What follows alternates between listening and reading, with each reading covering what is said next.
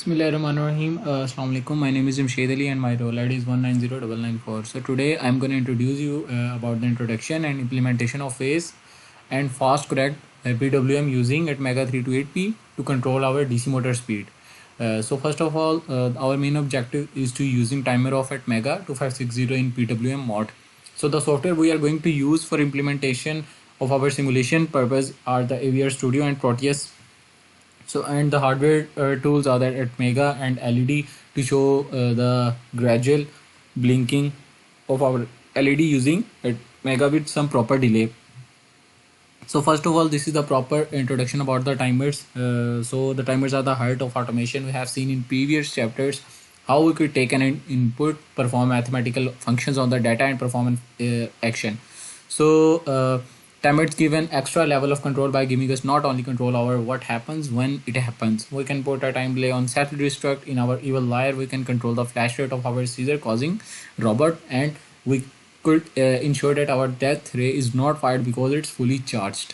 So the other introduction about the counters and the timers are used to perform any time related task, turning on of a particular device at a specific time with a proper time delay and generating complex waveforms of particle time period and frequency, etc. So it is a special register that decrement its value on each clock pulse rising edge or falling edge on its inputs. So there are three timers referred to 0, 1 and 2. 0 and 2 are the 8-bit, whereas 1 and timer 1 is a 16-bit time counter. Every timer needs some clock source. The clock source can be internal CPU clock or external CPU clock.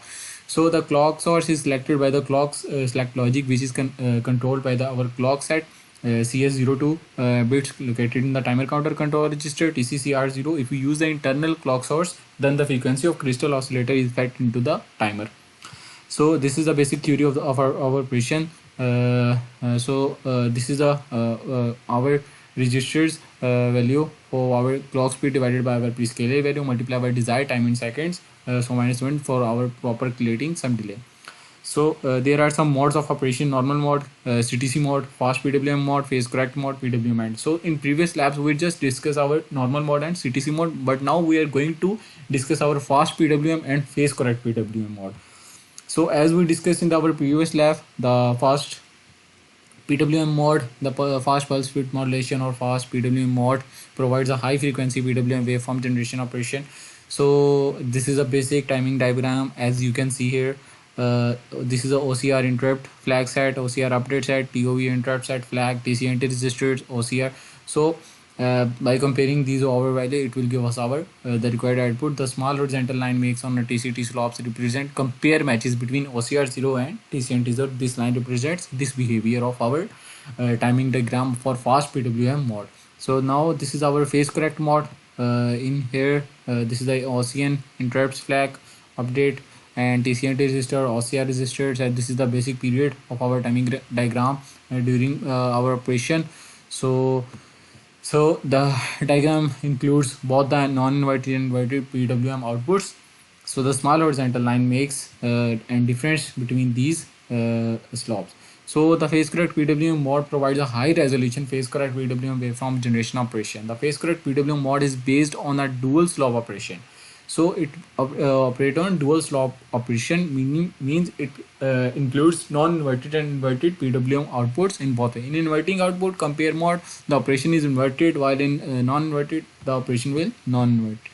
So this is our basic AVR Atmel code for our LED blinking. So first of all, we have to declare and we have to set the frequency, and with the help of headed delay, we have to create our void function. Then with the help of DDRB register, we have set the port 6 port B6 as an output. So with the help of TCCR register and the timer 0, we compared the value and we set the 1, and with the help of no prescaler means 0x01 means no prescaler. So after it we initialize the while loop. Here we are giving some value to our OCR register, and then it will compare to our previous value, and then we set as a 40, and then it will display if condition is true. So it will gradually will display of 5 millisecond. It will blink LED, and then it will clear our LED and our output, as well as with the help of some proper delay. So now this is a Proteus simulation of our lab task 1. So we have also implemented on it on our hardware as well. So this is our hardware implementation of our first task of PWM. Now I'm going to show you its simulation on our hardware. So this is the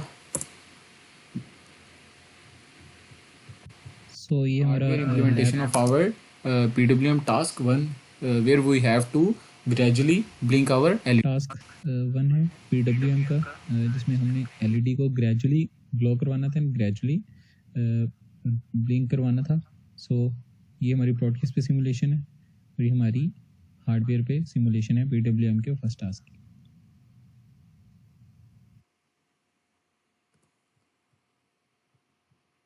So now we are going to move towards our second task where we have to control our speed with the help of motor driver. So now this is the basic AVR studio code where we have to include the header files of our interrupt, AVR IO.h and delay function, and we have to set our duty cycle. So we have to create our void function where we are setting output port at A by sending the maximum value to our port A and port D. So we are setting our port B6 pin as an output. So when we are calling our all the interrupts, then TCCR0 register is getting our input, and we compare to the register, and then with the help of prescaler it will call the CI function. Means when we are giving an input with the help of a push button with the help of any source, then our speed control speed of our motor or anything else will increasing one by one step.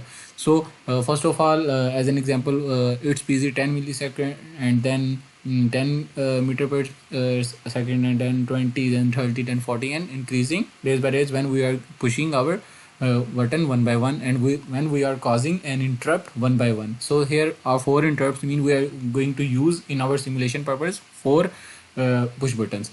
So with the help of this duty cycle, it will compare our value and then we'll send it to our port A as one by one when we are calling our interrupt one by one.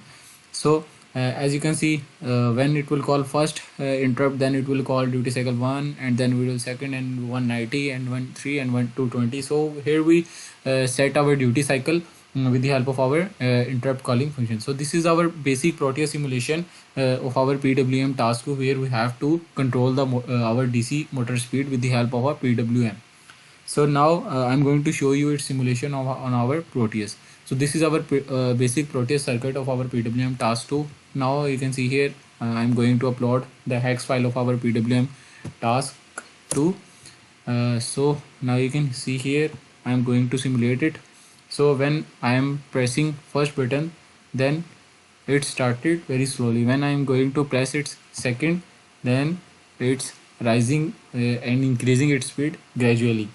When I am pressing third push button, it will causing its speed gradually, and fourth, and then fifth. Then now it's you can see its speed is increasing.